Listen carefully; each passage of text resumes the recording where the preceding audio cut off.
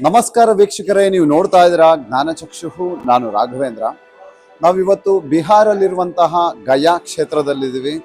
ಈ ಕ್ಷೇತ್ರದ ವಿಶೇಷತೆ ಏನಂತ ಹೇಳಿದ್ರೆ, ಇಲ್ಲಿ ಸಾಕ್ಷಾತ್ ವಿಷ್ಣುವೇ ಇಲ್ಲಿ ಪಾದ ಇಟ್ಟಿರುವಂಥದ್ದು. ಯಾಕೆ ಅಂತ ಹೇಳಿದ್ರೆ, ಈ ಊರಿಗೆ ಗಯಾ ಅಂತ ಹೆಸರು ಬರಲಿಕ್ಕೆ ಏನು ಕಾರಣ ಅಂತ ಹೇಳಿದ್ರೆ, ಗಯಾಸುರ ಅಂತ ಒಬ್ಬ ರಾಕ್ಷಸ ಇದ್ದ. ಅವನು ಭಗವಂತನಿಂದ ಚೆನ್ನಾಗಿ ಅನುಷ್ಠಾನಗಳನ್ನು ಮಾಡಿ ಒಂದು ಶಕ್ತಿಯನ್ನು ಪಡೆದುಕೊಂಡಿದ್ದ. ಅವನನ್ನು ಯಾರು ನೋಡ್ತಾರೆ, ಅವನನ್ನು ಯಾರು ಸ್ಪರ್ಶ ಮಾಡ್ತಾರೆ, ಅವ್ರಿಗೆ ಮೋಕ್ಷ ಪ್ರಾಪ್ತಿ ಆಗ್ತಾ ಇತ್ತು. ಹಾಗಾಗಿ ಅಲ್ಲಿ ಯಾರು ಬಂದ್ರೂ ಕೂಡ ಒಳ್ಳೆಯವರಾಗಿರ್ಬೋದು ಕೆಟ್ಟವರಾಗಿರ್ಬೋದು ಎಲ್ಲರಿಗೂ ಮೋಕ್ಷ ಪ್ರಾಪ್ತಿ ಆಗ್ತಾ ಇತ್ತು.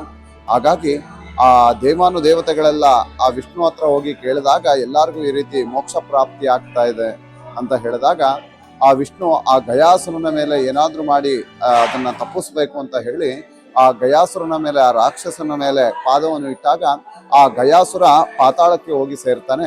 ಹಾಗಾಗಿ ಇಲ್ಲಿ ಈ ಊರಿಗೆ ಗಯಾ ಅಂತ ಹೆಸರು ಬಂದಿದ್ದು. ಅದಲ್ಲದೆ ಆ ಗಯಾಸುರನಿಗೆ ಪ್ರತಿನಿತ್ಯ ಇಲ್ಲಿ ಏನು ಊಟವನ್ನು ಹಾಕಲಿಲ್ಲ ಅಂತ ಹೇಳಿದ್ರೆ ಆ ಗಯಾಸುರ ಮತ್ತೆ ಮೇಲು ಬರ್ತಾನೆ ಅಂತ ಹೇಳಿ, ಇಲ್ಲಿ ಮೋಕ್ಷ ಸಿಗಬೇಕು ಎಲ್ಲರಿಗೆ ಅಂತ ಹೇಳಿ ಇಲ್ಲಿ ಪಿಂಡ ಪ್ರದಾನ ಆಗಲಿ, ಪಿತೃಗಳಿಗೆ ಪಿತೃ ತರ್ಪಣಗಳನ್ನ ಇಡುವಂತ ಒಂದು ಮಾಡುವಂತ ಪದ್ಧತಿ ಆಗಿಂದ ನಡ್ಕೊಂಡು ಬಂದಿರುವಂಥದ್ದು. ಹಾಗಾಗಿ ಈ ಕ್ಷೇತ್ರದಲ್ಲಿ ಒಂದು ಮೋಕ್ಷ ಪ್ರಾಪ್ತಿ ಆಗುತ್ತೆ ಅಂತ ಹೇಳಿ ಈ ದೇಶದಿಂದ ಎಲ್ಲೆಲ್ಲಿಂದನೋ ಬಂದು, ಎಲ್ಲ ರಾಜ್ಯದಿಂದ ಬಂದು ಇಲ್ಲಿ ಪಿತೃ ಕಾರ್ಯಗಳನ್ನ ಮಾಡ್ತಾರೆ ಮೋಕ್ಷಕ್ಕೋಸ್ಕರ. ಅದಲ್ಲದೆ ಇಲ್ಲಿ ನಮ್ಮ ಶ್ರೀರಾಮನ ತಂದೆ ದಶರಥ ಮಹಾರಾಜರಿಗೂ ಕೂಡ ಇಲ್ಲೇ ಮೋಕ್ಷ ಸಿಕ್ಕಿದ್ದು ಅಂತ ಹೇಳ್ತಾರೆ. ಇಲ್ಲೇ ಪಕ್ಕದಲ್ಲಿ ಏನು ಸೀತಾಕುಂಡ ಅಂತ ಇದೆ, ಇಲ್ಲಿ ಫಲ್ಗು ನದಿ ಅಂತ ಇರುವಂಥದ್ದು. ಈ ಫಲ್ಗು ನದಿ ಈ ಗಂಗಾ ನದಿಯ ಉಪನದಿ ಅಂತ ಹೇಳ್ಬೋದು. ಅದು ಅಲ್ಲಿ ಸೀತಾದೇವಿ ಅವರಿಗೆ ದಶರಥ ಮಹಾರಾಜರಿಗೂ ಕೂಡ ಅಲ್ಲಿ ಮರಳಿನಲ್ಲಿ ಪಿಂಡವನ್ನು ಇಟ್ಟಿದ್ರು ಅಂತಾನೂ ಕೂಡ ಇತಿಹಾಸ ಇದೆ. ಬನ್ನಿ ಆಗಿದ್ರೆ ಈ ಗಯದ ಇತಿಹಾಸವನ್ನ ನೋಡೋಣ. ಈ ವಿಡಿಯೋ ಮುಖಾಂತರ ನಿಮಗೂ ಕೂಡ ಆ ವಿಷ್ಣು ಪಾದವನ್ನೆಲ್ಲ ತೋರಿಸ್ತೀನಿ, ಬನ್ನಿ. ಇದು ಗಯಾ. ನಾವು ಬೇರೆ ಕಡೆ ಯಾವುದೇ ಜಾಗದಲ್ಲೂ ಪಿತೃ ಕಾರ್ಯಗಳನ್ನು ಮಾಡಿದ್ರೆ ಮೋಕ್ಷ ಸಿಕ್ಕೇ ಸಿಗುತ್ತೆ ಅನ್ನೋದು ನಮಗೆ ಗೊತ್ತಿಲ್ಲ.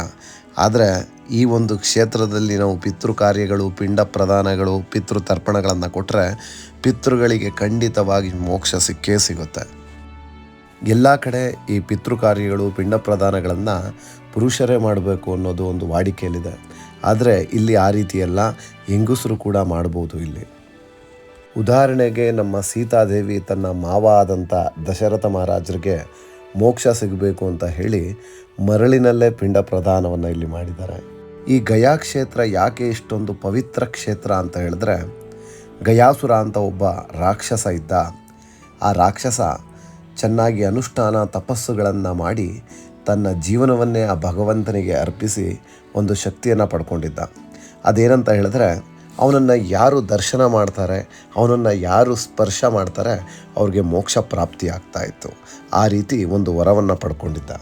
ಆ ವಿಚಾರ ಎಲ್ಲರಿಗೂ ಗೊತ್ತಾದಾಗ ಒಳ್ಳೆಯವರಾಗಿರ್ಬೋದು ಕೆಟ್ಟವರಾಗಿರ್ಬೋದು ಅವರೆಲ್ಲ ಬಂದು ಆ ಗಯಾಸುರನನ್ನು ಸ್ಪರ್ಶ ಮಾಡಿ ಎಲ್ಲರೂ ಮೋಕ್ಷವನ್ನು ಪಡ್ಕೋತಾ ಇದ್ರು. ಈ ವಿಚಾರ ದೇವಾನುದೇವತೆಗಳಿಗೂ ಕೂಡ ತಿಳಿದಾಗ ಅವ್ರಿಗೂ ಕೂಡ ಗೊಂದಲಗಳುಂಟಾಯಿತು. ಯಾಕೆ ಅಂತ ಹೇಳಿದ್ರೆ, ಒಳ್ಳೆಯವ್ರಿಗೂ ಕೂಡ ಮೋಕ್ಷ ಪ್ರಾಪ್ತಿ ಆಗ್ತಾ ಇದೆ, ಹಾಗೆ ಕರ್ಮಗಳು ಕೆಟ್ಟ ಕೆಲಸಗಳನ್ನು ಮಾಡಿದವ್ರಿಗೂ ಕೂಡ ಮೋಕ್ಷ ಪ್ರಾಪ್ತಿ ಆಗ್ತಾ ಇದೆ, ಏನಿದರ ಸಂಗತಿ ಅಂತ ಅವ್ರಿಗೂ ಕೂಡ ಗೊಂದಲಗಳುಂಟಾಯಿತು. ಆಗ ದೇವಾನುದೇವತೆಗಳೆಲ್ಲ ಸೇರಿ ಆ ವಿಷ್ಣುವಿನ ಮೊರೆ ಹೋದರು. ದೇವಾನುದೇವತೆಗಳೆಲ್ಲ ಮಹಾವಿಷ್ಣುವನ್ನು ಭೇಟಿಯನ್ನು ಮಾಡ್ತಾರೆ. ಭೇಟಿ ಮಾಡಿ ಆ ಸಂಗತಿಯನ್ನು ತಿಳಿಸ್ತಾರೆ. ಏನಂತ ಅಂತ ಹೇಳಿದ್ರೆ, ಗಯಾಸುರ ಎಂಬ ಒಬ್ಬ ರಾಕ್ಷಸ ಇದ್ದಾನೆ, ಅವನನ್ನು ಯಾರು ಸ್ಪರ್ಶ ಮಾಡ್ತಾರೆ, ಹಾಗೆ ಯಾರು ಅವನನ್ನು ದರ್ಶನವನ್ನು ಮಾಡ್ತಾರೆ, ಅವ್ರಿಗೆಲ್ಲರಿಗೂ ಮೋಕ್ಷ ಪ್ರಾಪ್ತಿ ಆಗ್ತಾ ಇದೆ. ಹಾಗಾಗಿ ಕೆಟ್ಟವ್ರಿಗೂ ಕೂಡ ಮೋಕ್ಷ ಪ್ರಾಪ್ತಿ ಆಗ್ತಾ ಇದೆ, ಇದಕ್ಕೇನಾದರೂ ನೀವು ಮಾಡಲೇಬೇಕು ಅಂತ ಕೇಳಿಕೊಂಡಾಗ ಆ ಮಹಾವಿಷ್ಣು ಒಂದು ಕ್ರಮವನ್ನು ಕೈಗೊಳ್ತಾರೆ. ಆಮೇಲೆ ಈ ಮಹಾವಿಷ್ಣುವು ಕೂಡ ಆ ಗಯಾಸುರನನ್ನು ಭೇಟಿಯನ್ನು ಮಾಡಿ ಆ ಗಯಾಸುರನಿಗೆ ಹೇಳ್ತಾರೆ, ಮಹಾವಿಷ್ಣು ನಿನ್ನ ದೇಹದ ಮೇಲೆ ನಾನು ಯಜ್ಞವನ್ನು ಮಾಡಬೇಕು ಅಂತ. ಆ ವಿಚಾರವನ್ನು ಕೇಳಿದ ತಕ್ಷಣ ಈ ಗಯಾಸುರ, ಸಾಕ್ಷಾತ್ ಮಹಾವಿಷ್ಣುವೇ ನನ್ನ ದೇಹದ ಮೇಲೆ ಯಜ್ಞವನ್ನು ಮಾಡಬೇಕು ಅಂತ ಇದ್ದರೆ ನಾನು ಎಂಥ ಪುಣ್ಯಶಾಲಿ, ಖಂಡಿತವಾಗಿ ನೀವು ಮಾಡಿ ಅಂತ ಈ ಗಯಾಸುರನು ಕೂಡ ಅದಕ್ಕೆ ಅನುಮತಿಯನ್ನು ಕೊಡ್ತಾನೆ. ಆಮೇಲೆ ಈ ಗಯಾಸುರನ ಮೇಲೆ ಯಜ್ಞವನ್ನು ಮಾಡಿ ಮಹಾವಿಷ್ಣು ಆ ಗಯಾಸುರನ ಎದೆಯ ಮೇಲೆ ಕಾಲನ್ನು ಇಟ್ಟಾಗ ಆ ಗಯಾಸುರ ಪಾತಾಳಕ್ಕೆ ಹೋಗಿ ಸೇರ್ತಾನೆ. ಈ ಗಯಾಸುರನಿಗೆ ನಿತ್ಯ ಆಹಾರ ಬೇಕು, ಇಲ್ಲ ಅಂತ ಹೇಳಿದ್ರೆ ಅವನು ಪಾತಾಳದಿಂದ ಮತ್ತೆ ಮೇಲೆ ಬಂದರೆ ಇಲ್ಲಿ ಕೆಟ್ಟವ್ರಿಗೂ ಕೂಡ ಮೋಕ್ಷ ಪ್ರಾಪ್ತಿ ಆಗುತ್ತೆ ಅಂತ ಹೇಳಿ ಇಲ್ಲಿ ಯಾರೇ ಪಿಂಡ ಪ್ರದಾನಗಳನ್ನು ಮಾಡಿದ್ರೂ ಕೂಡ ಕೊನೆಯಲ್ಲಿ ಆ ಪಿಂಡವನ್ನು ತಂದು ಈ ವಿಷ್ಣುವಿನ ಪಾದದ ಮೇಲೆ ಇಡುವಂಥದ್ದು. ಯಾಕೆ ಅಂತ ಹೇಳಿದ್ರೆ ಆ ಪಾದದ ಕೆಳಗಡೆ ಗಯಾಸುರ ಇದ್ದಾನೆ. ಹಾಗಾಗಿ ಆ ಪಿಂಡ ಅವನಿಗೆ ಸೇರಿದಾಗ ನಮ್ಮ ಪಿತೃಗಳಿಗೆ ಮೋಕ್ಷ ಸಿಗುತ್ತೆ ಅನ್ನೋ ನಂಬಿಕೆ ಈಗಲೂ ಕೂಡ ಇರುವಂಥದ್ದು. ಇದು ಇವತ್ತಿನ ಒಂದು ಕ್ಷೇತ್ರವಲ್ಲ, ಇದು ಋಗ್ವೇದ ಕಾಲದಿಂದಲೂ ರಾಮಾಯಣ ಮಹಾಭಾರತ ಕಾಲದಲ್ಲೂ ಕೂಡ ಉಲ್ಲೇಖವಾಗಿರ್ತಕ್ಕಂಥದ್ದು. ಹಾಗಾಗಿ ಇದು ಪುಣ್ಯ ಭೂಮಿ ಅಂತ ಕರೆಯುವಂಥದ್ದು. ಈ ಬಿಹಾರ್ನಲ್ಲಿರ್ತಕ್ಕಂಥ ವಿಷ್ಣುಪಾದ ದೇವಾಲಯದಲ್ಲಿ ನಮ್ಮ ಕನ್ನಡದ ಅರ್ಚಕರೇ ಇದ್ದಾರೆ. ಬನ್ನಿ ಅವ್ರನ್ನ ಮಾತಾಡ್ಸೋಣ, ಇಲ್ಲಿನ ಇತಿಹಾಸವನ್ನು ಅವ್ರ ಬಾಯಲ್ಲೇ ಕೇಳೋಣ. ಗಯಾ ಅಂತಂದರೆ ಒಂದು ರಾಕ್ಷಸನ ಹೆಸರು ಇತ್ತು, ಅಸುರನ ಹೆಸರು ಇತ್ತು. ತ್ರಿಪುರಾಸುರ ಅಂತ ನೀವೆಲ್ಲರೂ ಹೆಸರು ಕೇಳಿರ್ಬೋದು. ಆ ತ್ರಿಪುರಾಸುರ ಮಗನೇ ಗಯಾಸುರ. ಇದು ಗಯಾ ಎಲ್ಲಿದೆ ಅಂತಂದರೆ ಭಾರತ ದೇಶದ ಅಂತರ್ಗತ ಒಂದು ಮಗಧ ದೇಶ ಇತ್ತು. ಮಗಧ ದೇಶ ಅಂತಂದರೆ ರಾಜ ಚಕ್ರವರ್ತಿಯಾದ ಜರಾಸಂಧ, ಆ ಜರಾಸಂಧನ ದೇಶ ಇದು ಮಗಧ ದೇಶ. ಮಗಧ ದೇಶದ ಅಂತರ್ಗತ ಒಂದು ಅರಣ್ಯ ಇದೆ. ಅರಣ್ಯದ ಹೆಸರು ಚಂಪಕಾರಣ್ಯ ಅಂತ ಹೇಳಿದ್ದಾರೆ.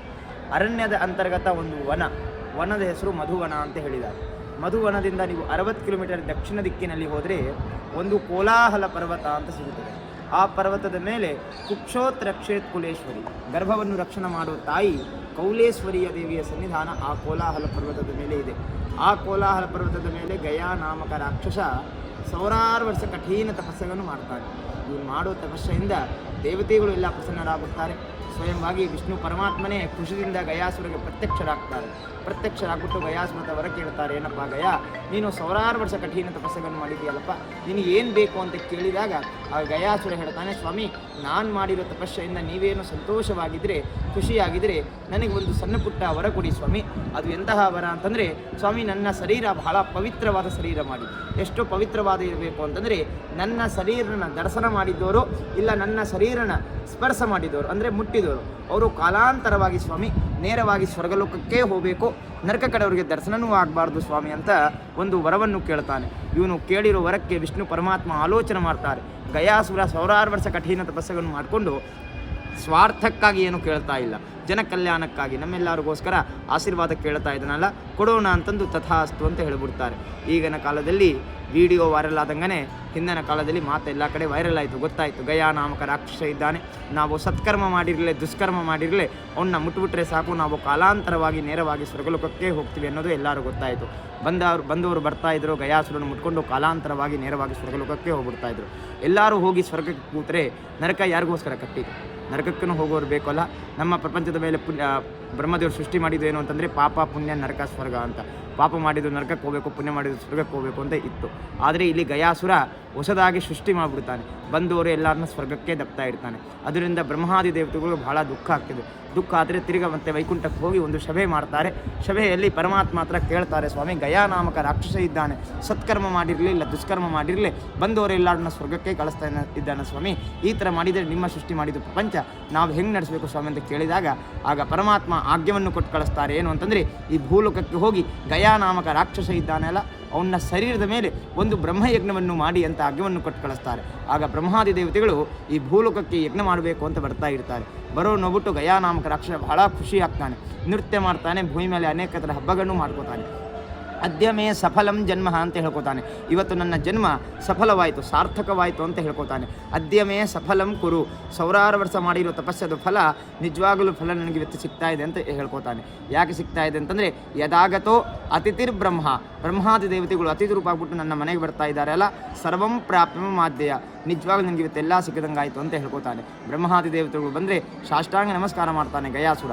ಬಂದಿರೋ ದೇವತೆಗಳ ಹತ್ರ ಕೈ ಮುಗಿದ್ಬಿಟ್ಟು ಕೇಳ್ತಾನೆ, ಯಾಕೆ ಬಂದಿದ್ದೀರಾ ಸ್ವಾಮಿ ಭೂಲೋಕಕ್ಕೆ ಅಂತ ಕೇಳಿದಾಗ ಆಗ ಬ್ರಹ್ಮಾದಿ ದೇವತೆಗಳು ಹೇಳ್ತಾನೆ, ನೋಡಪ್ಪ ಗಯಾಸುರ, ಬಂದಿರೋ ಕಾರಣ ಏನು ಅಂತಂದರೆ, ಒಂದು ಯಜ್ಞವನ್ನು ಮಾಡಲಿಕ್ಕೆ ಅಂತ ಬಂದಿದ್ದೀನಿ ಅಪ್ಪ. ಆ ಯಜ್ಞದ ಹೆಸರು ಬ್ರಹ್ಮಯಜ್ಞ ಅಂತ. ಆ ಯಜ್ಞ ನಿನ್ನ ಶರೀರದ ಮೇಲೆ ನಡಿಬೇಕು ಅಂತ ನಮಗೆ ಆಸೆ, ನನಗೆ ಆಜ್ಞೆ ಕೊಡ್ತೇನಪ್ಪ ಗಯಾಸುರ, ನಿನ್ನ ಶರೀರದ ಮೇಲೆ ಯಜ್ಞ ಮಾಡಲಿಕ್ಕೆ ಅಂತ ಕೇಳಿದಾಗ ಆ ಗಯಾಸುರ ಹೇಳ್ತಾನೆ, ಸ್ವಾಮಿ, ಅಯೋಧ್ಯ ಮಥುರಾಮಾಯ ಕಾಶಿ ಕಾಂಚಿ ಅವಂತಿಕ ಪುರಿದ್ವಾರ ವತಿಶ್ಚೈವ ಸಪ್ತೈಕ ಮೋಕ್ಷದಾಯಕ. ಸ್ವಾಮಿ, ನಮ್ಮ ಭಾರತ ದೇಶದಲ್ಲಿ 7 ಮೋಕ್ಷ ನಗರಗಳು ಇದೆ. ಎಷ್ಟು ಪವಿತ್ರವಾದ ಸಮುದ್ರಗಳು ಹರಿತಾ ಇದೆ, ಎಷ್ಟು ಪವಿತ್ರವಾದ ನದಿಗಳು ಇದೆ, ಎಷ್ಟು ಪವಿತ್ರವಾದ ಕ್ಷೇತ್ರಗಳು ಇದೆ. ತಾವೆಲ್ಲ ಯಜ್ಞ ಮಾಡೋದು ಬಿಟ್ಟು ನನ್ನ ಶರೀರನೇ ನಿಮ್ಗೆ ಯಜ್ಞ ಮಾಡಲಿಕ್ಕೆ ಯಾಕೆ ಬೇಕು ಸ್ವಾಮಿ ಅಂತ ಕೇಳಿದಾಗ ಆಗ ಬ್ರಹ್ಮಾದಿ ದೇವತೆಗಳು ಹೇಳ್ತಾರೆ, ನೋಡಪ್ಪ ಗಯಾಸುರ, ಎಲ್ಲವೂ ಇದೆ, ನದಿ ಇದೆ, ಸಮುದ್ರ ಇದೆ, ಸ್ಥಳವೂ ಇದೆ, ಮೋಕ್ಷ ನಗರವೂ ಇದೆ, ಎಲ್ಲವೂ ಇದೆ. ಆದರೆ ನೀನೇ ಅರ್ಥ ಮಾಡ್ಕೊ, ಈಗಿನ ಕಾಲದಲ್ಲಿ ಒಬ್ಬರು ವ್ಯಕ್ತಿ ಅವರು ಪುಣ್ಯ ಮಾಡಬೇಕು ಅಂತಂದರೆ ಎಷ್ಟೆಷ್ಟು ಕಷ್ಟಪಡ್ತಾ ಇದ್ದಾರೆ. ಒಂದೊಂದು ಕ್ಷೇತ್ರಕ್ಕೆ ಹೋಗ್ತಾರೆ, ಕ್ಷೇತ್ರದಲ್ಲಿ ನದಿಯಲ್ಲಿ ಸ್ನಾನ ಮಾಡ್ತಾರೆ, ದೇವ್ರ ದರ್ಶನ ಮಾಡ್ತಾರೆ, ದೇವ್ರ ಕಾರ್ಯ ಮಾಡ್ತಾರೆ, ಪಿತೃ ಕಾರ್ಯ ಮಾಡ್ತಾರೆ. ಆದ್ರೂ ಅವ್ರಿಗೆ ಪುಣ್ಯ ಸಿಗ್ತಾ ಇದ್ದಿಲ್ಲ ಅಂತ ಗೊತ್ತಿಲ್ಲ. ಆದರೆ ನಿನ್ನ ಶರೀರನ ಮುಟ್ಟಿದವರು ಕಾಲಾಂತರವಾಗಿ ನೇರವಾಗಿ ಸ್ವರ್ಗಲೋಕಕ್ಕೆ ಹೋಗ್ತಾ ಇದ್ದಾರೆ ಅಂತಂದರೆ ನೀನೇ ಅರ್ಥ ಮಾಡ್ಕೊಪ್ಪ ಗಯಾಸುರ, ನಿನ್ನ ಶರೀರ ಎಷ್ಟು ಪವಿತ್ರವಾದ ಶರೀರ ಅಂತ. ಆ ಗಯಾಸುರ ಮತ್ತೆ ಏನು ಆಲೋಚನೆ ಮಾಡೋಂಗಿಲ್ಲ, ಅವನ ಶರೀರ ಸಮರ್ಪಣ ಮಾಡ್ಬಿಡ್ತಾನೆ ಯಜ್ಞಕ್ಕಾಗಿ. ಪಂಚಕೋಶಂ ಗಯಾಕ್ಷೇತ್ರಂ, ಪಂಚಕೋಶ ಅಂದರೆ 5 ಕೋಶ, ಬರೀ 15 ಕಿಲೋಮೀಟರಲ್ಲಿ ಅವನ ಶರೀರ ಭಾಗ ಗಯಾ ಕ್ಷೇತ್ರದಲ್ಲಿ ಚಾಚ್ಕೋತಾನೆ. ಕೋಶಮೇಕಂ ಗಯಾ ಶಿರಃ, ಶಿರಃ ಅಂದರೆ ತಲೆ, 3 ಕಿಲೋಮೀಟರಲ್ಲಿ ತಲೆನ ಚಾಚ್ಕೋತಾನೆ. ಅಷ್ಟೇ ಅಲ್ಲ, ಒಡಿಶಾ ಸ್ಟೇಟ್ಗೆ ಹೋದರೆ ಕಟಕ್ ಹತ್ರ ಒಂದು ಜಾಜಿಪುರ ಅಂತ ಒಂದು ಊರಿದೆ. ಆ ಊರಲ್ಲಿ ಆ ಗಯಾಸುರಂದು ನಾಭಿ ಇದೆ, ಅದಕ್ಕಾಗಿ ಅಲ್ಲಿ ನಾಭಿಗಯ ಅಂತ ಪ್ರಸಿದ್ಧ. ಇನ್ನು ಮುಂದೆ ಹೋದರೆ ನಿಮ್ಮ ದಕ್ಷಿಣ ಭಾರತ ಆಂಧ್ರ ಪ್ರದೇಶ ಪೀಠಾಪುರಂ, ಆ ಪೀಠಾಪುರಮಲ್ಲಿ ಗಯಾಸುರಂದು 2 ಪಾದ ಇದೆ, ಅದಕ್ಕಾಗಿ ಅಲ್ಲಿ ಪಾದಗಯ ಅಂತ ಪ್ರಸಿದ್ಧ. ಅಷ್ಟು ವಿಶಾಲವಾದ ರಾಕ್ಷಸ ಈ ಗಯಾಸುರ. ಬ್ರಹ್ಮಾದಿ ದೇವತೆಗಳು ಅವನ ಹೃದಯವನ್ನು ಕುತ್ಕೊಂಡು ಯಜ್ಞವನ್ನು ಶುರು ಮಾಡ್ತಾರೆ. ಆದರೆ ಬಿಸಿ ತಾಪದಿಂದ ಅವನಿಗೆ ತಡ್ಕೋಲಿಕ್ಕೆ ಆಗೋದಿಲ್ಲ. ತಿರ್ಗ ಮತ್ತೆ ಪರಮಾತ್ಮ ಪ್ರತ್ಯಕ್ಷರಾಗ್ಬಿಟ್ಟು ಒಂದು ಧರ್ಮಶೀಲ ನಾಮಕ ಪರ್ವತ ಆ ಗಯಾಸುರನ ಶರೀರದ ಹೃದಯ ಮೇಲೆ ಇಟ್ಟುಬಿಟ್ಟು ತನ್ನ ಬಲಪಾದದಿಂದ ಒತ್ತುತ್ತಾರೆ. ಒತ್ತಿದ್ದು ಆದಮೇಲೆ ಯಜ್ಞವನ್ನು ಶುರು ಮಾಡಿಸ್ತಾರೆ. ಯಜ್ಞವನ್ನು ಮುಗಿದು ಹೋಗ್ತದೆ. ಯಜ್ಞ ಮುಗಿದಿದ್ದು ಆದಮೇಲೆ ಗಯಾಸುರ ಏಳಬೇಕು ಅಂತ ಪ್ರಯತ್ನ ಪಡ್ತಾನೆ, ಏಳಲಿಕ್ಕೆ ಆಗೋದಿಲ್ಲ. ಯಾಕೆಂದರೆ ಏಳಬಾರ್ದು ಅಂತಲೇ ಯಜ್ಞ ಮಾಡಿದರು, ಬ್ರಹ್ಮಯಜ್ಞ ಅಂತ.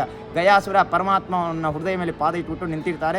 ಆ ಗಯಾಸುರ ಏನು ಮಾಡ್ತಾನೆ ಅಂದರೆ ಪಾದನೇ ಜೋರಾಗಿ ಇಟ್ಕೊಂಡ್ಬಿಡ್ತಾರೆ. ಬುಡಪ್ಪ ಗಯಾಸುರ ನನ್ನ ಪಾದ ಅಂತಂದರೆ ಬುಡಂಗಿಲ್ಲ ಸ್ವಾಮಿ ಅಂತ ಹೇಳ್ತಾನೆ. ಬೇರೆ ಕೆಲಸಕ್ಕೆ ಹೋಗಬೇಕು, ತಾಯಿ ಲಕ್ಷ್ಮೀದೇವಿ ವೈಕುಂಠಕ್ಕೆ ಕರೀತಾ ಇದ್ದವರು ಹೋಗಬೇಕು ಅಂತಂದರೆ ಸ್ವಾಮಿ ತಾಯಿ ಲಕ್ಷ್ಮೀದೇವಿ ನಿಮ್ಮ ಪಾದನ ಒತ್ತುತ್ತಾ ಇರ್ತಾರೆ. ಸ್ವಾಮಿ ಯಾಕೆ ಒತ್ತುತ್ತಾ ಇರ್ತಾರೆ ಅಂತ ಕೇಳ್ತಾರೆ. ಸ್ವಾಮಿ ನಿಮ್ಮ ಕಾಲಲ್ಲಿ ಒಂದೊಂದು ಧೂಳಿದೆ ಸ್ವಾಮಿ, ಒಂದೊಂದು ಧೂಳು ಒಂದೊಂದು ಬ್ರಹ್ಮಾಂಡ. ಆ ಬ್ರಹ್ಮಾಂಡವನ್ನು ಚಿಂತನೆ ಮಾಡ್ತಾ ತಾಯಿ ಲಕ್ಷ್ಮೀದೇವಿ ನಿಮ್ಮ ಪಾದನ ಒತ್ತಾ ಇರ್ತಾರೆ. ಆ ಪಾದವನ್ನೇ ನೀವು ನನ್ನ ಹೃದಯದಲ್ಲಿ ಇಟ್ಟಿದ್ದೀರಾ ಸ್ವಾಮಿ, ನಾನು ಯಾಕೆ ಬಿಡಬೇಕು, ನಾನು ಬಿಡಂಗಿಲ್ಲ ಸ್ವಾಮಿ ಅಂತ ಹೇಳ್ತಾನೆ. ಪರಮಾತ್ಮ ಮತ್ತೆ ಕೇಳ್ತಾರೆ, ಗಯಾಸುರ ನಿನಗೆ ಏನು ಬರಬೇಕಪ್ಪ, ಏನು ಆಶೀರ್ವಾದ ಬೇಕು ನನ್ನ ಹತ್ರ ಕೇಳಿ, ನಾನು ನಿನಗೆ ಕೊಡ್ತೀನಿ, ಆದರೆ ನನ್ನ ಪಾದ ಬಿಡು ಅಂತಂದರೆ ಆ ಗಯಾಸುರ ಹೇಳ್ತಾನೆ, ಸ್ವಾಮಿ ಹಿಂದಿನ ಕಾಲದಲ್ಲಿ ನೀವೊಂದು ಆಶೀರ್ವಾದ ಕೊಟ್ಟಿದ್ದೀರಾ, ಅದು ಇವತ್ತಿಗೆ ಸುಳ್ಳಾಗ್ತಾ ಇದೆ ಸ್ವಾಮಿ, ನನಗೆ ಇನ್ನೇನು ಬರಬೇಡ, ಇನ್ನೇನು ಆಶೀರ್ವಾದ ಬೇಡ ಅಂತ ಕೇಳ್ತಾನೆ. ಪರಮಾತ್ಮ ಕೇಳ್ತಾರೆ, ಏನಾಯ್ತಪ್ಪ ಗಯಾಸುರ, ನಿನಗೆ ಏನು ಸುಳ್ಳಾಯ್ತಪ್ಪ, ಏನು ಕಷ್ಟ ಆಯ್ತು ನನಗೆ ಹೇಳು ಅಂತ ಕೇಳಿದಾಗ ಆ ಗಯಾಸುರ ಹೇಳ್ತಾನೆ, ಸ್ವಾಮಿ ಹಿಂದಿನ ಕಾಲದಲ್ಲಿ ನೀವೇ ನನಗೆ ಆಶೀರ್ವಾದ ಕೊಟ್ಟಿದ್ದೀರಾ, ನಿನ್ನ ಶರೀರನ ಮುಟ್ಕೊಂಡಿದ್ದವರು ಕಾಲಾಂತರವಾಗಿ ನೇರವಾಗಿ ಸ್ವರ್ಗಲೋಕಕ್ಕೆ ಹೋಗ್ತಾರೆ ಅಂತ. ನಾನೀಗ ಭೂಮಿ ಕರಗಡಿದ್ದೀನಿ ಸ್ವಾಮಿ, ನನಗೆ ಬಂದು ಮುಟ್ಟೋರು ಯಾರು, ದರ್ಶನ ಮಾಡಿ ಸ್ವರ್ಗಕ್ಕೆ ಹೋಗೋರು ಯಾರು ಸ್ವಾಮಿ ಅಂತ ಕೇಳಿದಾಗ ಆಗ ಪರಮಾತ್ಮ ಹೇಳ್ತಾರೆ, ನೋಡಪ್ಪ ಗಯಾಸುರ, ಇವತ್ತುವರೆಗೆ ನಿನ್ನನ್ನು ಮುಟ್ಕೊಂಡಿದ್ದವರು ಕಾಲಾಂತರವಾಗಿ ನೇರವಾಗಿ ಸ್ವರ್ಗಲೋಕಕ್ಕೆ ಹೋಗಿದ್ದಾರೆ, ಅದರಲ್ಲಿ ಏನು ಸಂದೇಹ ಇಲ್ಲ. ಆದರೆ ಇನ್ಮೇಲೆ ಈ ಪ್ರಾಂತಕ್ಕೆ ಬಂದು ಅವರ ಸಂತಾನಾದಿಗಳು, ಮಕ್ಕಳು, ಮೊಮ್ಮಕ್ಕಳು, ಮರಿಮಕ್ಕಳು ಅಂತ ಇರ್ತಾರೆ. ಶ್ರದ್ಧಾ ಮತ್ತು ಭಕ್ತಿಯನ್ನೆರಡು ಪದ, ಶ್ರದ್ಧಾ ಭಕ್ತಿಯಿಂದ ಪಿತೃ ಕಾರ್ಯಗಳನ್ನು ಮಾಡಿಕೊಂಡು ನಿನ್ನ ಹೃದಯ ಮೇಲೆ ನನ್ನ ಪಾದ ಇದೆ, ವಿಷ್ಣು ಪಾದ ಅಂತ, ಈ ಪಾದಕ್ಕೆ ಬಂದು ಯಾರು ಸಮರ್ಪಣೆ ಮಾಡ್ತಾರೆ ಅವ್ರಿಗೆ ಹತ್ತಿರ ಇದ್ಬಿಟ್ಟು ನಾನೇ ಮುಕ್ತಿ ಕೊಡ್ತೀನಿ, ಸದ್ಗತಿ ಕೊಡ್ತೀನಿ, ಒಳ್ಳೆ ಲೋಕವನ್ನು ಕೊಡ್ತೀನಿ. ಅಷ್ಟೇ ಅಲ್ಲ ಗಯ, ಈ ಕ್ಷೇತ್ರ ನನ್ನ ಹೆಸರು ಮೇಲೆ ಇಲ್ಲಪ್ಪ, ನಿನ್ನ ಹೆಸರು ಮೇಲೆ ಪ್ರಸಿದ್ಧ ಅಂತ ತಿರುಗವನ್ನು ಬರಕೊಡ್ತಾರೆ. ಗಯಾ ಸಮಾಸಾಧ್ಯ. ನಾವು ಬಾಯಿಂದ ಗಯಾ ಅಂತ ಹೇಳಿದರೆ ಸಾಕು, ಪಿತೃನಾಂ ದತ್ತಮಕ್ಷಯಂ, ನಮ್ಮ ಪಿತೃಗಳಿಗೆ ಅಕ್ಷಯ ತೃಪ್ತಿ ಆಗ್ತದೆ. ನಮ್ಮ ಮಕ್ಕಳು ಗಯಾ ಅಂತ ಹೇಳ್ತಾ ಇದ್ದಾರೆ, ಬರಲಾಂಗಿರ್ತಾರ ಅಂತ ಪಿತೃಗಳು ನಮ್ಮ ಮೇಲೆ ಆಸೆ ಇಟ್ಕೊಂಡು ಇಲ್ಲಿ ಕೂತಿರ್ತಾರಂತೆ. ಒಂದು ಹಿಂದಿಯಲ್ಲಿ ಒಂದು ಮಾತು ಹೇಳಿದ್ದಾರೆ, ಏನಂತಂದರೆ ಜೋ ಜೀವಿತ ಮೇ ಗಯಾ ನಹಿ ಆಯೆ ಓ ಮರನೇ ಕೆ ಬಾದ್ ಜರೂರ್ ಗಯಾ ಮೇ ಆತೆ. ಅಂದರೆ ಯಾರು ಜೀವಿತವಾಗಿರುವಾಗ ಗಯಾಗೆ ಬಂದಿಲ್ಲ ಅಂತಂದರೆ ಅವರು ಸತ್ತಿದಾದ್ಮೇಲೆ ಅವರ ಆತ್ಮ ಅಂತೂ ಗ್ಯಾರಂಟಿ ಗಯಕ್ಕೆ ಬರುತ್ತದೆ ಅಂತ ಒಂದು ಪ್ರಮಾಣ ಇಲ್ಲಿ ಗಯಾ ಕ್ಷೇತ್ರದಲ್ಲಿ ತೋರಿಸ್ಕೊಡ್ತದೆ. ಈ ದೇವಸ್ಥಾನ 1700ನೇ ಇಸ್ವಿಯಲ್ಲಿ ಮಹಾರಾಣಿ ಅಹಿಲ್ಯಾಬಾಯಿ ಹೋಳ್ಕರ್ ಅವರು ಈ ದೇವಸ್ಥಾನನ ಕಟ್ಟಿದರು. ಈ ಕಾಶಿಯನ್ನು ಪ್ರತಿಷ್ಠಾಪನೆ ಮಾಡಿದವರು ಅವರು. ಹೌದು. ಈ ದೇವಸ್ಥಾನ ಆ ಥರ ಒಂದು 100 ದೇವಸ್ಥಾನನ ಅವರು ಕಟ್ಟಿಸಿದ್ದಾರೆ. ಈ ದೇವಸ್ಥಾನ ನೋಡ್ತಾ ಇದ್ದೀರಲ್ಲ, ಇದು ಒಂದು ದೊಡ್ಡದು ಗುಡ್ಡ ಇತ್ತು. ಗುಡ್ಡನ ಕಟ್ ಮಾಡಿ ಕಸೌಟಿ ಕಲ್ಲು ಅಂತ ಇತ್ತು. ಈ ಕಲ್ಲನ್ನು ಕರೀತಾರೆ. ಇದು ಕಲ್ಲಿಲ್ಲ, ಇದು ಗುಡ್ಡನ ಕಟ್ ಮಾಡಿ ದೇವಸ್ಥಾನ ಮಾಡಿಬಿಟ್ಟಿದ್ದಾರೆ ಅಷ್ಟೇ. ಅದಕ್ಕಾಗಿ ತುಂಬ ನೋಡಲಿಕ್ಕೆ ಭಯಂಕರವಾಗಿದೆ. ಮೇಲುಗಡೆ 50 kg ಬಂಗಾರದ ಝಂಡ ಹಾಕಿದ್ದಾರೆ. ಅದನ್ನು ಜಾಡಿಸಬೇಕು ಅಂತಲೂ ಹಿಂದಿನ ಕಾಲದಲ್ಲಿ ಜನ ಅವರು ಮೇಲೆಗಡೆ ಹತ್ತಿದರು. ಆದರೆ ಆ ಝಂಡ ಮುಟ್ಟಲಿಕ್ಕೆ ಮುಂಚೆನೇ ಬಿದ್ದು ಕರಗಡೆ ಕಲ್ಲಾಗ್ಬಿಡ್ತಾರೆ. ಅದೂ ಈ ದೇವಸ್ಥಾನದಲ್ಲಿ ಒಂದು ಪ್ರಮಾಣ ಇದೆ.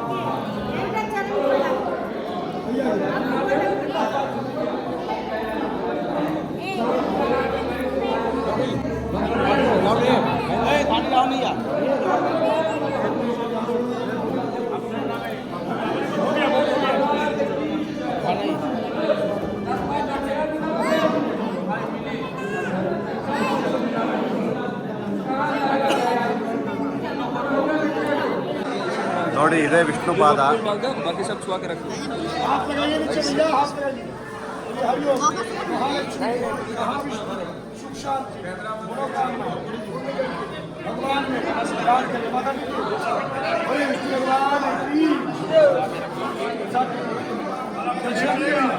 ಇದ್ರ ಮೇಲೆ ಪಿಂಡವನ್ನು ಸಮರ್ಪಣೆಯನ್ನು ಮಾಡ್ತಾರೆ. ಶ್ರಾದ್ದ ಆದಮೇಲೆ ವಿಷ್ಣು ಪಾದಕ್ಕೆ ತಲುಪಿಸ್ತಾರೆ ನೋಡಿ.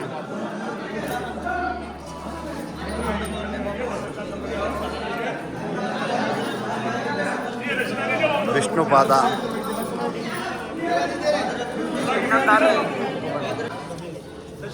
ಇದೇ ನೋಡಿ ವಿಷ್ಣು ಪಾದ.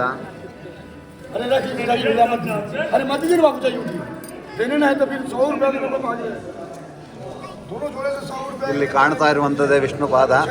ಇದು ಇಮ್ಮಡಿ, माथा लगाई बंदे फ्रेंड्स स्वागत ಇದು ಬೆರಳುಗಳು, ವಿಷ್ಣುವಿನ ಬೆರಳುಗಳು. ಇದು ವಿಷ್ಣುವಿನ ಪಾದ. ಇದು ಸಾಕ್ಷಾತ್ ವಿಷ್ಣುವೇ ಇಲ್ಲಿ ಗಯಾಸುರನ ಮೇಲೆ ಪಾದವನ್ನು ಇಟ್ಟಿರುವಂಥದ್ದು. माथा से की विष्णु शांति अरे विष्णु भगवान की जय उड़ जाइए बाबा ये अपने पत्नी को बनाते हैं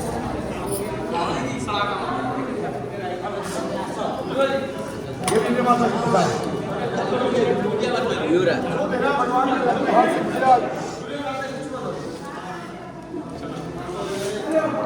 ಈ ಪಂಡಿತರು ನಮಗೆ ತುಂಬ ಅನುಕೂಲ ಮಾಡಿಕೊಟ್ಟಿದ್ದಾರೆ. ನೋಡಿದ್ರಲ್ಲ ವೀಕ್ಷಕರೇ, ಗಯಾ ನಮಗೆ ಒಂದು ವಿಷಯ ನೆನಪು ಮಾಡುತ್ತೆ. ನಾವು ಎಷ್ಟೇ ಮುಂದೆ ಹೋದರೂ ನಮ್ಮ ಜೀವನದಲ್ಲಿ ನಾವು ಏನೇ ಸಾಧನೆ ಮಾಡಿದ್ರೂ ನಮ್ಮ ರೂಟ್ ಅನ್ನೋದು ನಮ್ಮ ಹಿಂದೆ ಇದ್ದೇ ಇರುತ್ತೆ. ವಿಷ್ಣುವಿನ ಪಾದವನ್ನು ಸ್ಪರ್ಶಿಸಿದ ಈ ಭೂಮಿ ಪೀಳಿಗೆಯಿಂದ ಪೀಳಿಗೆಗೆ ಧರ್ಮ, ಕೃತಜ್ಞತೆ ಮತ್ತು ಸ್ಮರಣೆಯ ಮಹತ್ವ ಹೇಳ್ತಾ ಬಂದಿದೆ. ಇದೇ ಗಯದ ವಿಶೇಷ.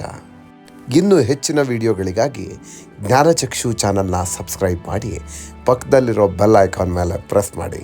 ನಮಸ್ಕಾರ, ಮುಂದಿನ ವಿಡಿಯೋದಲ್ಲಿ ಸಿಗ್ತೀನಿ.